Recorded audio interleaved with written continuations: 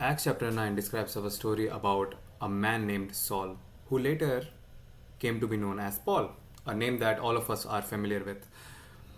So now, Paul, before he was Paul, he was Saul. So he was one of those guys who was wreaking havoc on the Christians. He used to drag women and children out of their houses, kill them, do whatever, and basically persecute Christians.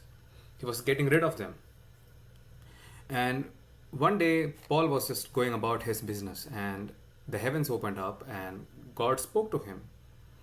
And Saul was blinded by the light, so he asked him, Lord, Lord, who is it? And Jesus said, it is me, Jesus, whom you are persecuting. And then Saul was blinded for a few days before he was healed, and then he was renamed to Paul. So the story of Saul is about how he had his villain arc from the start first. So he had his villain arc first, and then the redemption arc later. So this actually gives you an insight into what it takes for people to change. So it took Saul from changing his ways, it took him to witness the divine intervention from Jesus himself to change himself.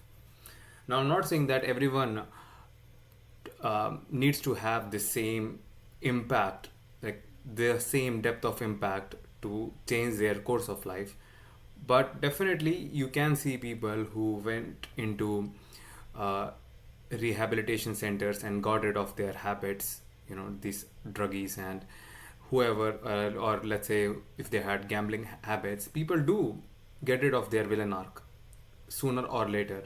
Well, most of them who want to. But that takes a lot.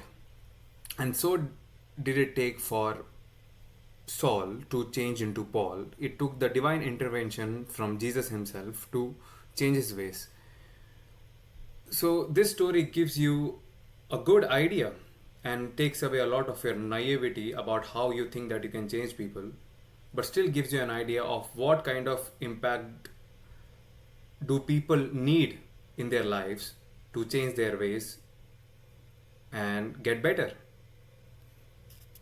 So it's a good thing to keep in mind and a good story to remind yourself when you think that you can go about changing people.